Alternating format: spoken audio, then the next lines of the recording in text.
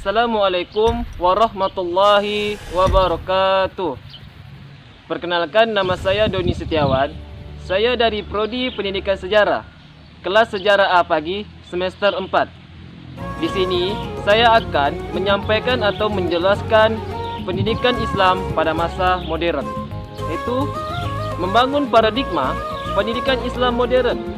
A. Pendahuluan. Gerakan globalisasi dan liberasi perdagangan internasional sedang berlangsung di pentas dunia yang disertai dengan dampak yang luas bagi kehidupan manusia di segala aspek. Maka bukan tidak mungkin pengaruh dari globalisasi dan perdagangan bebas ini perlu mempersiapkan segala sesuatu dengan baik agar mampu mengantisipasi segala kemungkinan yang terjadi. Sedangkan kalimat globalisasi menurut Ishomuddin berasal dari kata global yang berarti baca dunia. Sehingga globalisasi disebut pula sebagai gerakan mendunia, yakni suatu perkembangan sistem dan nilai-nilai kehidupan yang bersifat global. Apabila demikian yang terjadi, hari ini runtuhnya sekat yang membatasi pergaulan antar bangsa. Apakah itu sekat ekonomi, politik, sosial, dan budaya? Karena akibat dari pengaruh gerakan globalisasi tersebut yang secara mendasar di bidang perekonomian negara-negara di dunia berkembang secara ekspansif atau meluas. Arus barang dan jasa, modal, teknologi dan informasi semakin meningkat. Dikarenakan banyak negara di dunia semakin terbuka, kekhawatiran yang terjadi adalah timbulnya jurang pemisah yang semakin melebar antara negara-negara maju dan negara-negara sedang berkembang. Bahkan bagi negara miskin, terlebih bagi negara yang masih konflik, sungguh naif nasibnya. Begitulah masyarakat global di era globalisasi dewasa ini. Apabila ditopang oleh kemajuan teknologi, khususnya teknologi komunikasi, maka seolah-olah manusia dengan yang lainnya menjadi tidak ada lagi sudut-sudut di bumi ini yang terisolasi berkat kemajuan teknologi komunikasi. Sehingga kemanusiaan yang hidup di belahan dunia manapun seakan tanpa sekat akibat menipisnya batas-batas kenegaraan suatu bangsa dan akan terciptanya suatu sistem interaksi antara manusia dalam jagat raya secara lebih intensif, tentu dalam dimensi yang lebih luas.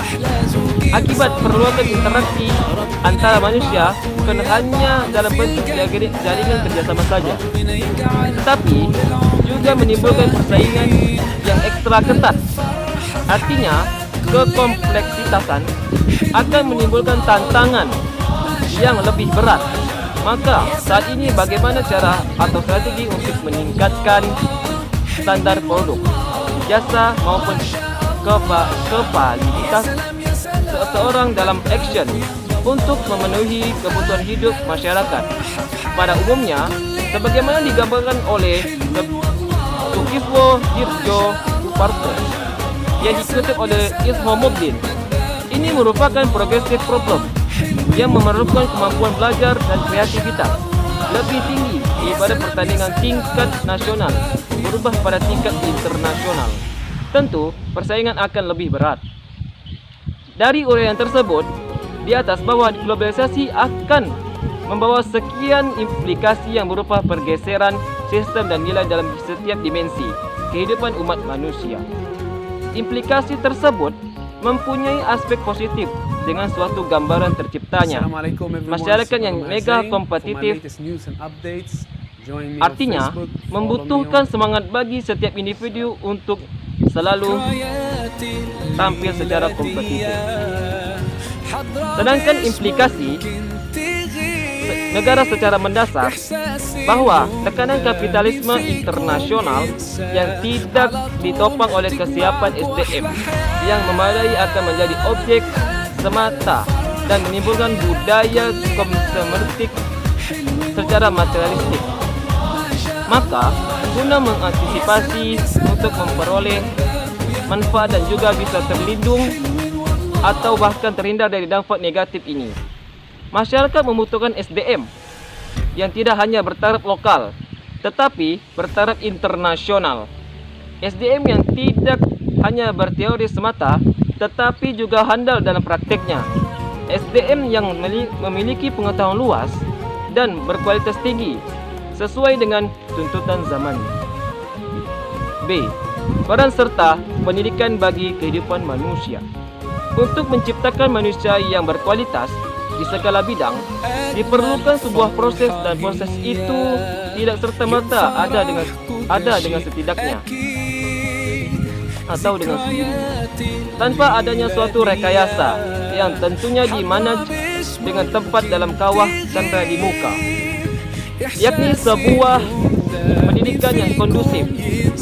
Yang ini kemudian semakin berkualitas pendidikan yang diperoleh tentu dengan sendirinya akan semakin tegar dan berkualitas juga gagasannya dalam menjawab kebutuhan zaman. Untuk itu, pendidikan merupakan cara strategis dalam meningkatkan kualitas hidup manusia dalam segala aspeknya. Dalam sejarah umat manusia, hampir semua umat manusia yang menggunakan pendidikan sebagai proses pemberdayaannya. Dengan demikian, hampir dipastikan bagi setiap orang akan menambahkan dan turut berupaya dan ingin melahirkan generasi penerus yang selain memiliki keunggulan, bersaing untuk menjadi subjek yang percaturan dunia, juga hendaknya memiliki kepribadian yang utuh, sehingga dapat memakmurkan dan memuliakan pada kehidupan materi dan spiritual diri, keluarga serta masyarakat. Untuk itu, dalam merealisasikan keinginan tersebut, maka lembaga pendidikan sampai saat ini masih dipandang sebagai tempat yang cukup kondusif guna dijadikan sebagai institusi yang sangat potensial dan strategis dalam memproduk, menciptakan dan mengembangkan SDM yang berkualitas tinggi. Hal ini didasari bahawa dalam setiap proses pendidikan, utamanya melalui sekolah, terjadi berbagai bentuk penemuan baru yang berguna bagi kepentingan manusia. Karena bagaimanapun instrumen pendidikan diharapkan mampu mengembangkan ilmu pengetahuan guna menggapainya. Tidak berlebihan bila semua orang sepakat bahawa pendidikan merupakan prasyarat atau indikator kemajuan. Bagaimanapun, upaya pendidikan yang dilakukan oleh suatu kelompok, bangsa, negara tentu memiliki hubungan yang sangat signifikan bagi kemajuannya. Karena pendidikan merupakan salah satu kebutuhan yang paling asasi bagi manusia. Bahkan, Nasir menegaskan bahawa pendidikan merupakan salah satu faktor yang ikut menentukan maju mundurnya kehidupan manusia. Pertanyaannya, ini kiranya memang didasari oleh indikasi tentang pentingnya pendidikan bagi kehidupan manusia. Karena pendidikan itu sendiri memang memegang peran utama dalam mendorong setiap individu manusia untuk meningkatkan kualitas di segala aspek kehidupan demi tercapainya tujuan serta menunjang perannya di masa yang akan datang. Tentunya bukan hanya proses dari pendidikan tersebut yang bisa memenuhi kebutuhan jasmani dan ilmu pengetahuan dan teknologi atau iptek semata-mata kepada setiap pribadi manusia. Tetapi lebih dari itu juga diharapkan bahawa dari proses pendidikan juga mampu memberikan penguasaan yang lebih utuh. Dalam arti penguasaan di bidang ilmu pengetahuan dan teknologi, juga disertai dengan penguasaan iman dan takwa (imtek) sebagai basic dasar dari proses pendidikannya. Sehingga diharapkan output pendidikan tidak saja berintelektual tinggi yang propos dengan nilai-nilai fitrah kemanusiaannya, tetapi output pendidikan juga memiliki komitmen tanggung jawab terhadap diri, keluarga, masyarakat dan lingkungannya. Dari gambaran tersebut, diharapkan dua target ini bisa berjalan bersamaan. Bila demikian terjadi, Maka sangat tepat jika institusi lembaga pendidikan Islam yang itu dijadikan sebagai lembaga pendidikan alternatif. Tentu, hal ini sangat menunjukkan guna melahirkan lulusan yang benar-benar memiliki ilmu pengetahuan dan teknologi yang luas dan jasmani yang kuat. Di samping itu, juga dilandasi oleh sikap hati yang bersih dan pondasi keimanan dan ketakwaan dalam arti pengetahuan yang benar-benar lahir batin. C. Modernisasi pendidikan Islam. Mengingat, pendidikan merupakan kebutuhan penting bagi setiap manusia, baik itu negara maupun pemerintahan. Maka, sepantasnya bila proses pendidikan hendaknya selalu memiliki orientasi ke depan bagi pemenuhan kebutuhan manusia di setiap zamannya, terutama bagi kepentingan generasi muda yang akan hidup dan dituntut untuk mampu menjawab persoalan pada masa yang akan datang. Berangkat dari kerangka ini, maka upaya pendidikan yang dilakukan baik oleh suatu kelompok, golongan, bangsa dan negara selalu harus memiliki hubungan yang signifikan bagi gambaran atau prediksi perkembangan zaman di masa mendatang. Oleh karena itu, bahawa proses pendidikan tidak bisa bersifat statis. Proses pendidikannya harus mampu merespon perubahan, baik perubahan zaman maupun perubahan masyarakat. Dengan demikian, wajar kalau pendidikan harus selalu didesain mengikuti irama perubahan. Kalau tidak, pendidikan akan ketinggalan. Untuk itu, maka tuntutan pembaharuan pendidikan menjadi suatu keharusan di setiap jenis dan jenjang pendidikan, atau termasuk di dalamnya adalah pendidikan Islam. Pembaharuan pendidikan harus selalu mengikuti dan relevan dengan kebutuhan masyarakat, baik pada konsep, kurikulum, proses, fungsi, tujuan, manajemen lembaga, sumber daya pengelola pendidikan. Secara mendasar, bahawa format modernisasi ke sistem pendidikan pada dunia Islam harus diakui oleh kaum muslim sendiri, bahawa hal tersebut berawal dari kalangan kaum non-muslim. Sejak pertama kalinya sistem pendidikan dilakukan dengan model sangat sederhana di dunia Islam, yakni dengan menggunakan masjid, mushola atau dalam bahasa Jawanya langgar sebagai tempat belajar, bahawa ada juga menggunakan rumah kiainya untuk melakukan proses belajar. Karena semakin banyak murid yang berdatangan terutama dari luar daerah, dibuatlah sebuah asrama dengan melibatkan perpaduan di antara ketiga komponen tersebut adalah masjid, asrama dan rumah kiai dan suatu lingkungan. Kesemuanya guna memperdalam ilmu-ilmu keislaman dan kurikulumnya pun belum bersifat klasikal, berjenjang secara teratur. Dengan kata lain, formatnya masih sangat sederhana, dikenal tradisional. Pembaharuan pendidikan terjadi karena adanya tantangan kebutuhan masyarakat pada saat itu, dan lewat proses pendidikan itu sendiri diharapkan dapat menyiapkan produk manusia yang mampu mengatasi kebutuhan masyarakat, yang tidak saja hanya persoalan agama atau religius, tetapi persoalan kehidupan manusia pada umumnya seperti sekarang ini, sehingga dapat dilakukan atau dapat dikatakan bahawa pendidikan tidak hanya sebatas sebagai fungsi inkulturasi, yakni sekadar berfungsi sebagai pewaris nilai-nilai yang ada sekarang ke generasi mendatang, tetapi lebih dari itu hendaknya juga diarahkan untuk menyiapkan generasi dalam menghadapi tantangan hidup di masanya. Apabila mengamati awal-awal gagasan modernisasi Islam di wilayah pendidikan, telah direalisasikannya lembaga-lembaga pendidikan modern yang diadopsi dari sistem pendidikan barat.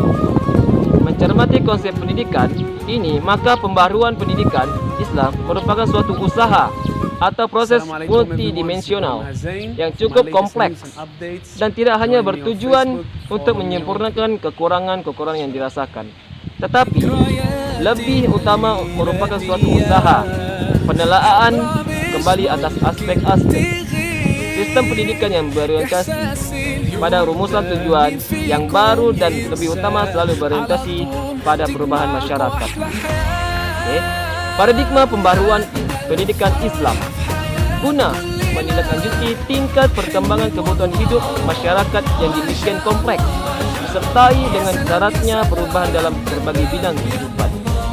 Dengan tingkat kompetitif yang sangat tinggi akibat proses modernisasi, globalisasi dan liberasi, maka setidaknya pendidikan Islam harus mampu memberikan jawaban yang siap melakukan paradigma pembaharuan pendidikan Islam di segala aspek, sehingga mampu melahirkan atau mencetak, memproduk dan menghasilkan manusia yang berkualitas tinggi sebagaimana harapan bangsa atau masyarakat luas. Bila pendidikan Islam tidak diinginkan atau ditinggalkan oleh komunitas umatnya, pendidikan Islam tidak bisa lagi bertahan dalam posisi dan perannya yang bersifat tradisional kepada generasi berikutnya. Karena bagaimanapun, pendidikan Islam dituntut melakukan fungsi yang bersifat reflektif dan juga progresif. Dalam fungsi yang pertama, pendidikan Islam harus mampu menggambarkan corak dan arus kebudayaan serta berlangsung. Sedangkan fungsi kedua pendidikan Islam dituntut mampu memperharui dan mengembangkan kebudayaan agar dicapai kemajuannya. Pada fungsi yang kedua ini, maka pendidikan Islam harus segera melakukan langkah transformatifnya. Memang lebih rinci, lembaga pendidikan Islam telah diidentifikasi sebagai Zarqawi Suyuti yang dikutip oleh Abdul Halim Soebar menjelaskan bahawa pertama, pendidikan Islam adalah jenis pendidikan yang menyelenggarakannya didorong oleh hasrat dan semangat cita-cita untuk mengejawahkan nilai-nilai Islam, baik yang tercermin dalam nama lembaganya maupun dalam kegiatan-kegiatan yang diselenggarakannya. Kedua, pendidikan Islam adalah jenis pendidikan yang memberikan perhatian dan sekaligus memberikan ajaran Islam sebagai pengetahuan untuk program studinya. Sebagai ilmu dan diperlakukannya sebagaimana ilmu-ilmu yang lain, ketika pendidikan Islam adalah jenis pendidikan yang mencakup kedua dari pengertian tersebut. Dari rincian tersebut, maka kata Islam ditempatkan sebagai sumber nilai sekaligus sebagai bidang studi yang ditawarkan lewat program studi yang diselenggarakan. Kiranya bisa dipahami bahawa eksistensi pendidikan Islam tidak sekadar menyangkut ketiganya, karena memang ketiganya itu yang selama ini sudah bertumbuh dan berkembang sebagai bentuk realitas yang terjadi dan menjadi bagian yang tak terpisahkan dari andil umat Islam untuk turut serta memuliakan umat. Bila dikaji lebih lanjut, paradigma pembaruan pendidikan Islam akhir-akhir ini lebih mengarah pada pembaruan yang bersifat sistemik, bukan parsial, dan itu dikenal dengan reformasi. Agar reformasi tidak menjelma sebagai bola liar, maka diperlukan blackboard dengan tujuan agenda reformasi.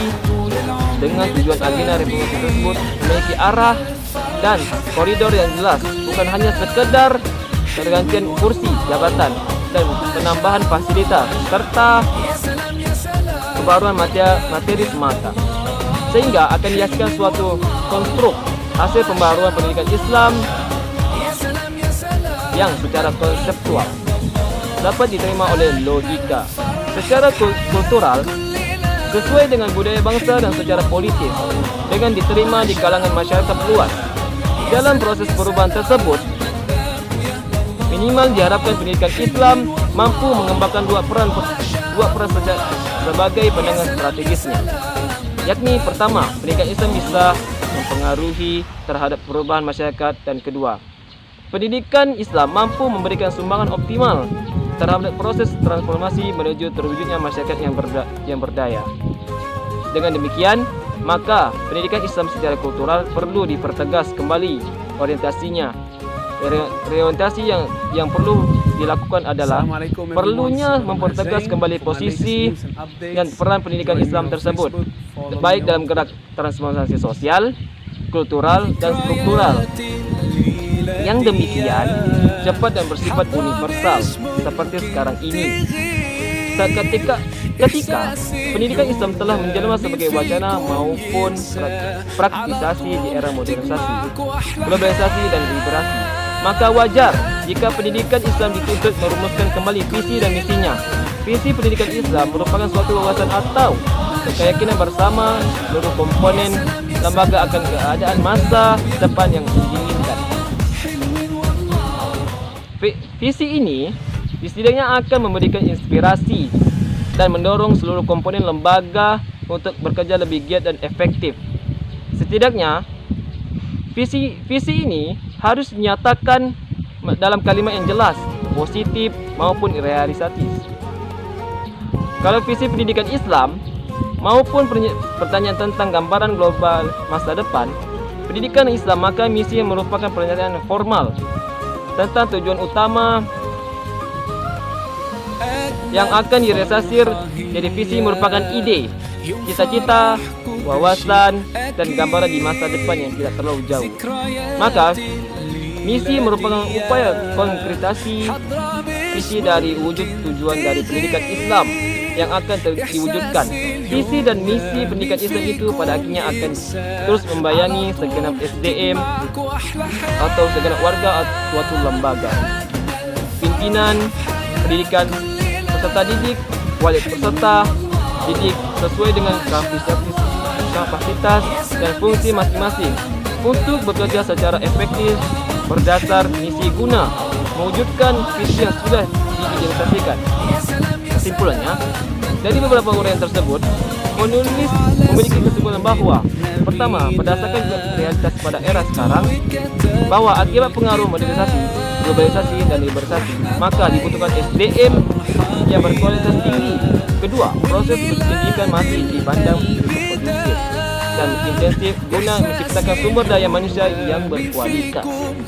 Dalam arti, SDM yang menguasai di bidang iptek dan imtek yang dibutuhkan di era modernisasi, globalisasi, dan liberasi.